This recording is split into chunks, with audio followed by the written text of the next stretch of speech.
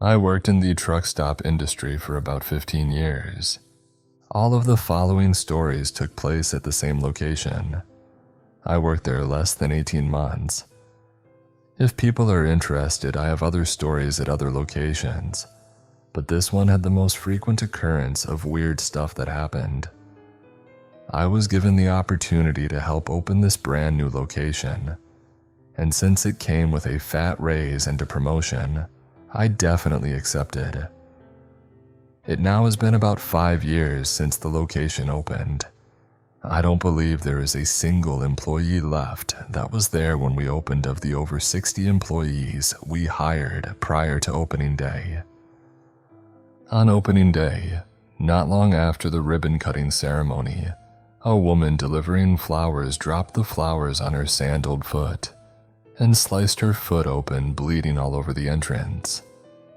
Within a week of being open, we had water and sewage coming up through all the drains, including sewage ones outside all over the property. It had not been raining. It wasn't like a flood situation weather-wise. We have no idea what caused it to suddenly happen. And just as quickly as it happened, it went away. Plumbers were baffled.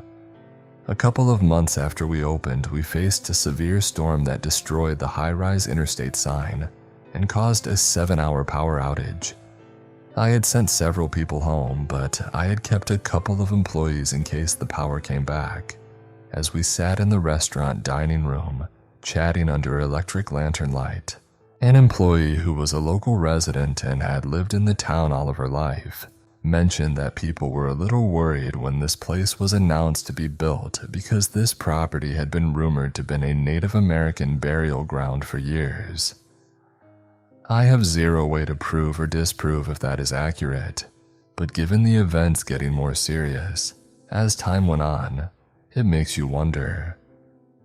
When the power did come back, despite several steps I took, like unplugging all the equipment to make sure the surge wouldn't fry stuff, we'd lost several pieces of expensive equipment. Some of this equipment was critical and caused major operational problems for weeks until it could be replaced. The first winter after we opened was the coldest in years. So cold that we had to buy space heaters for the servers in the electrical room so the servers wouldn't freeze. We had issues with frozen pipes, especially in the truck care center in the restaurant. 6 months after opening was the first death. A truck driver came in to take a shower in one of the shower rooms, and we had sensors on the doors that let us know how long someone had been in there.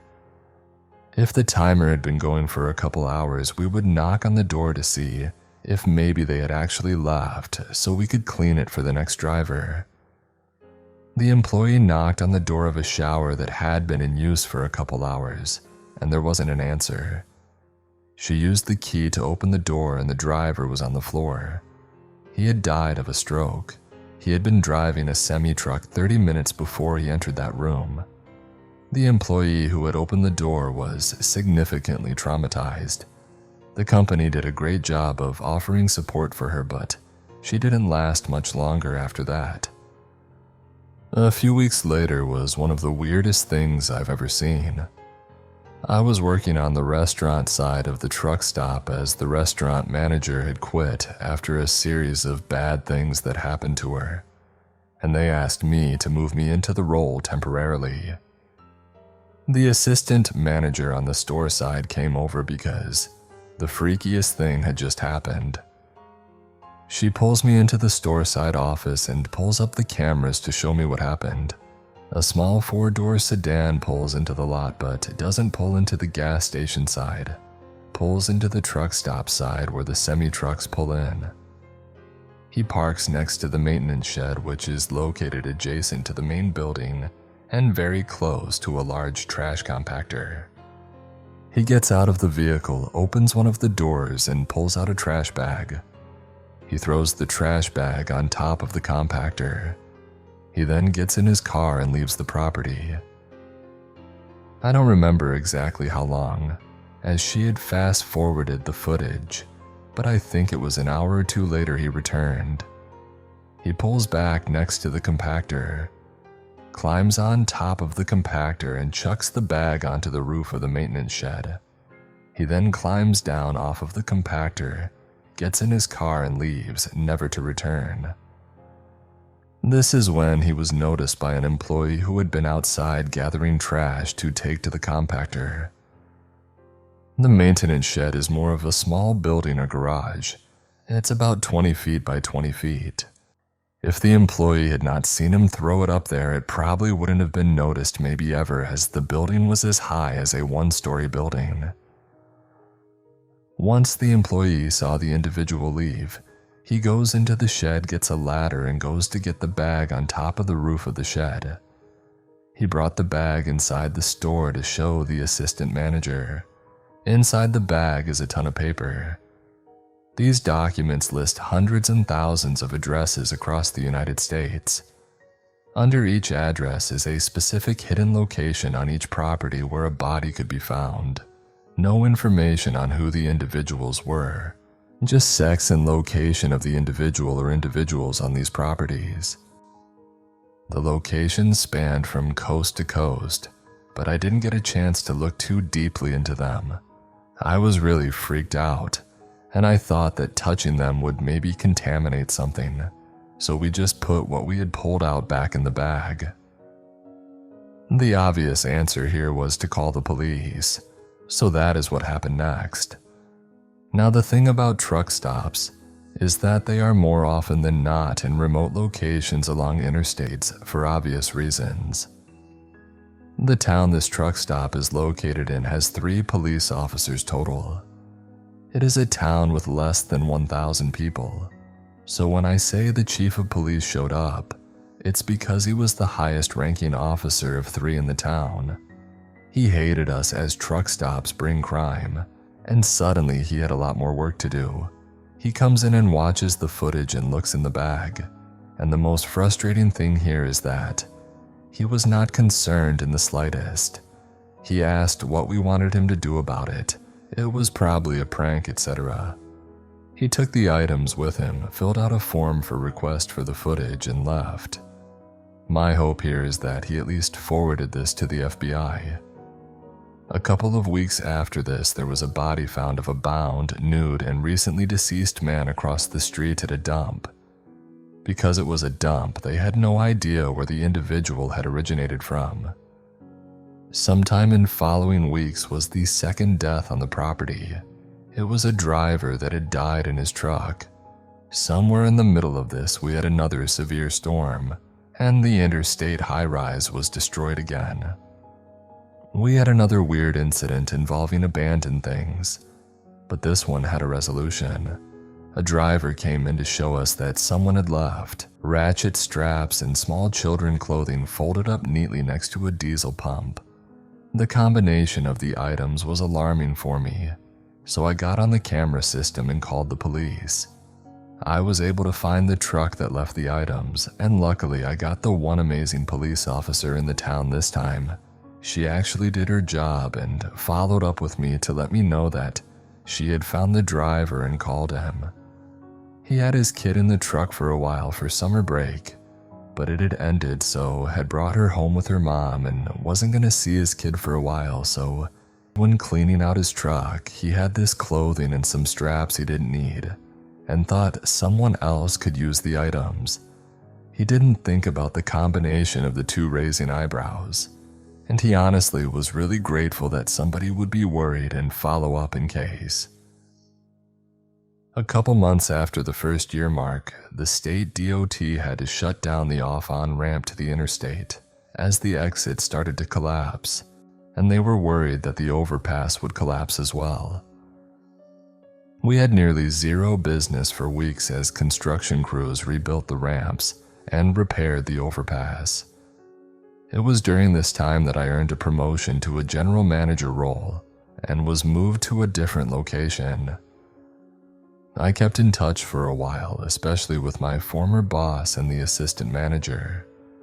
The incidences continued. Couple months after I left, there were 2 major incidents, but I cannot remember which came first. One was involving an individual that entered the building with a machete. He was aggressive. The employees were terrified. I wish I hadn't deleted it, but there's footage of state troopers coming in with AKs and drop-kicking the guy.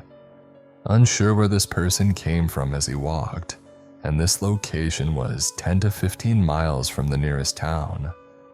The second was a customer. Attacked a teenage cashier because he didn't get the customer's lotto ticket correct, and got into a brawl with the maintenance guy who came to the kid's defense. Slowly over time, I lost touch with them, and they both left the location, so I stopped getting the stories. I don't know if they are continuing. Haunted, portal to hell. I don't know, but what I do know is now I avoid truck stops like the plague.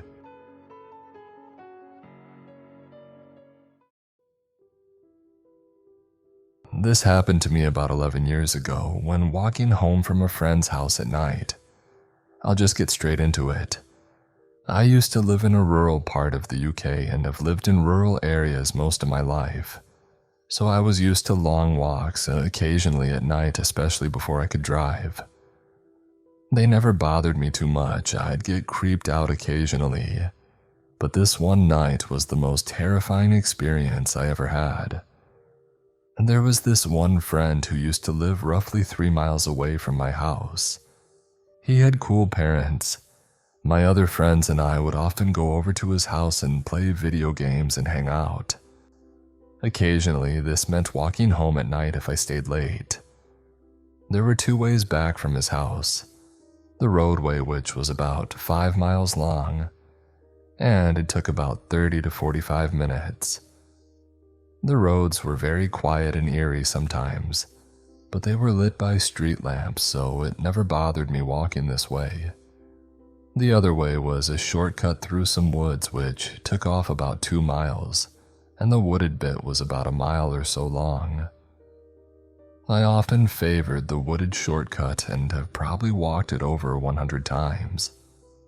The woods were dark, however, combined with the lack of ambient light due to living in a rural area, and you had absolute abyssal darkness.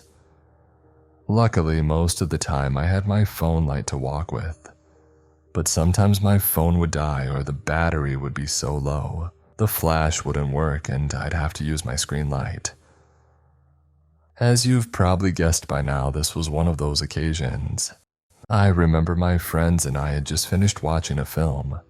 It was nearing 10 p.m., so we all left my friend's house and headed our separate ways home. I contemplated briefly which way I should go and decided to take the shortcut through the woods.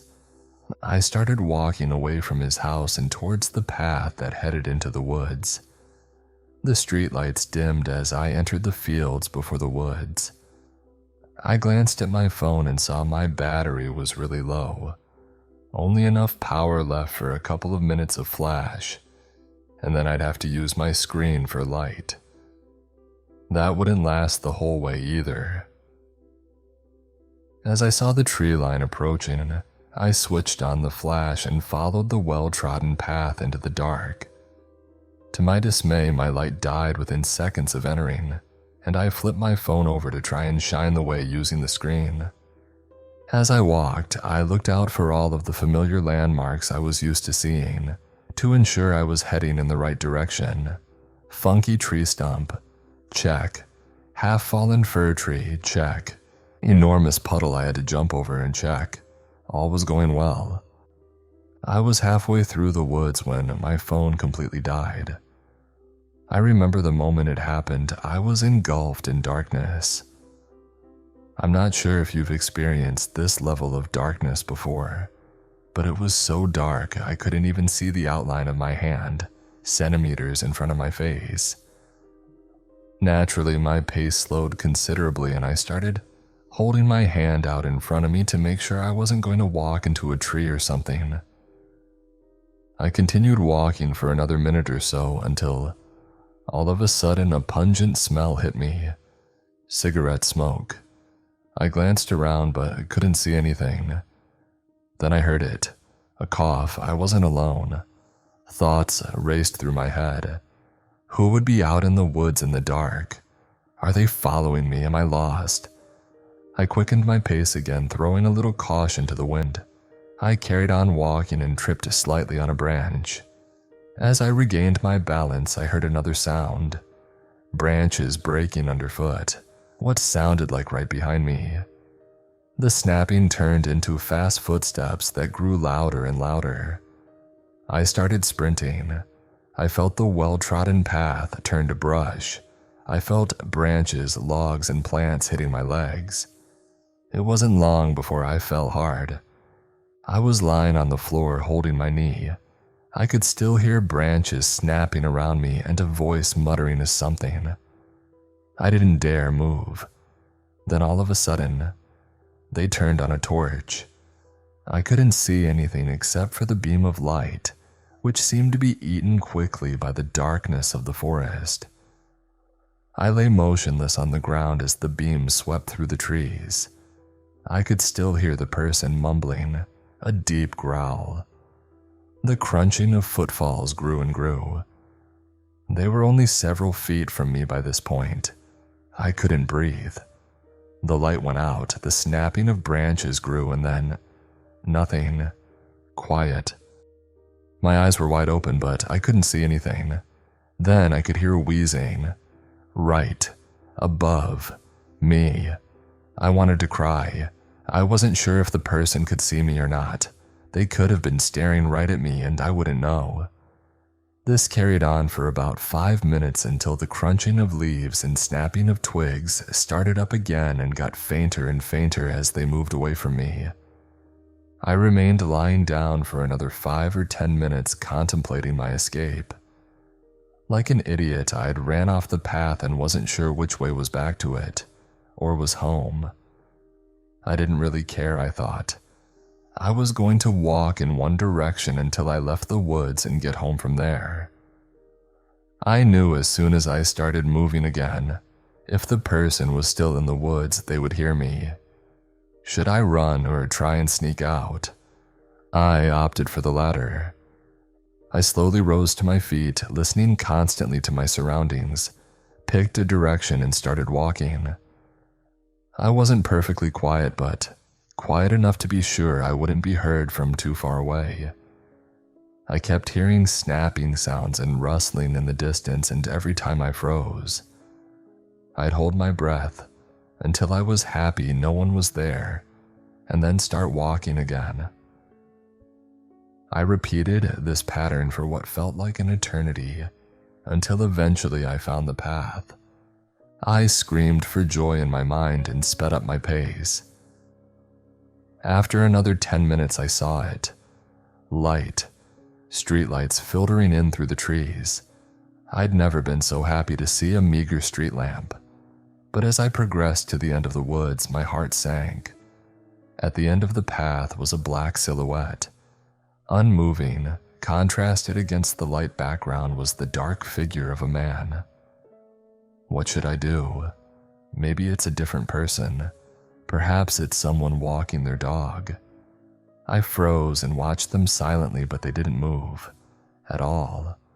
They just stood there like they were guarding the entrance to the woods. I didn't know what to do.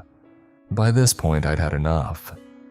I was so close to getting out, I decided to just run straight towards the exit.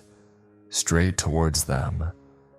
I was a 6-foot young man. If they wanted to stop me, they'd have a hard job of it, I thought. So that's what I did. I started sprinting. The figure grew and grew, and as I reached them, I stepped to the side.